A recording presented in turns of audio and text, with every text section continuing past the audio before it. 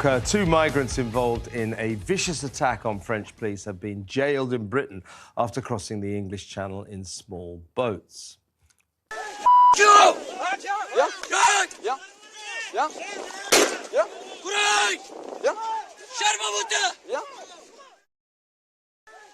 I stay at the seaside there. This shocking footage shows a group of 51 migrants lashing out at officers with makeshift weapons and rocks on a beach near Calais. The pair from Iraq and Sudan were quickly identified and arrested by British authorities as soon as they reached Dover. They've been sentenced to a combined 2 years and 2 months in prison for attempting to arrive in the UK illegally. It comes as alarming reports emerge of people smugglers recruiting vulnerable migrants into organised crime in exchange for discounted channel crossings. British law enforcement agencies warn the tactic could cause an influx of hardened criminals, presenting a new threat to the British public. I think what's interesting about this, I mean, this story emerged today amid a plethora of migrant stories. The Express had this huge sort of expose of what's going on in Calais, saying that the police, the gendarmes there aren't really stopping the boats and they're going on the lash in Calais, all that sort of stuff. And then this video. So what I think is interesting about these two people is, you know, when they arrived here, obviously the French authorities alerted the British authorities. They were immediately arrested, you know, not for violence or attacking the French police, because I suppose in Britain you can't be arrested for something you did abroad. But they're arrested for arriving here illegally. Well, they arrived here exactly the same method as everyone else has ever arrived here. So why just pick on these two?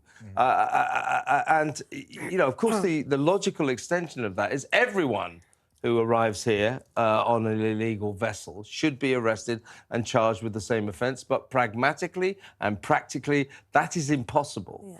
So this is a disturbing case because, you know, what did these two guys do differently to every other migrant that came over? But actually, the wider message, as you were saying in your introduction there, which is that there now seems to be a new trend, and a horrible, worrying trend, where people who want to get on one of these boats are being offered cut-price deals in order to be sort of violent henchmen to get that boat, to stop that boat being stopped by the French. And actually, there is, despite what some newspapers say, there is quite a lot of evidence that the French are doing better than they were doing. Now, you might say that's starting from a low bar, but to be fair, they're trying there. No, exactly. They are making an effort. They are, but the statistics show that they are preventing more crossings. There are still, you know, more crossings than ever before. Statistics. Well, I think they're saying they're stopping 15%. How do you know that? How do you quantify that?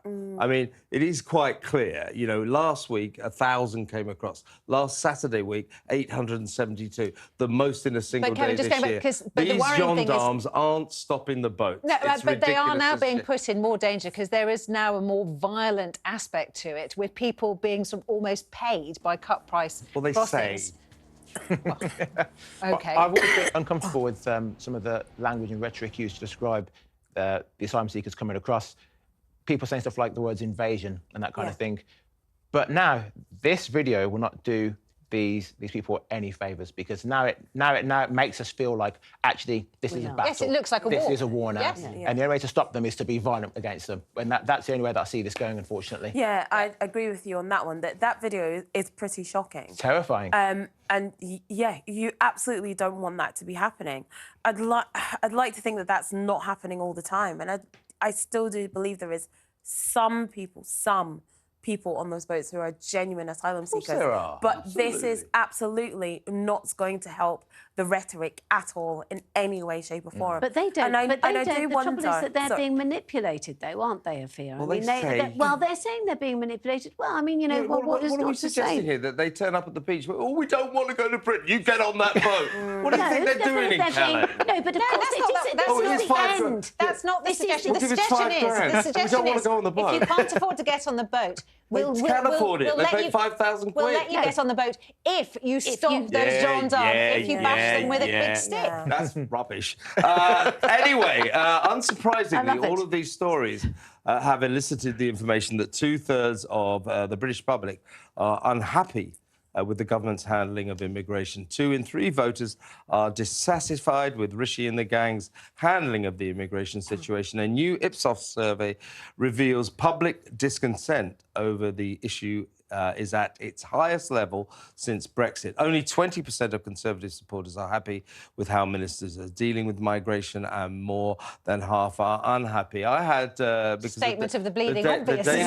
The Daily Express ran this big expose today.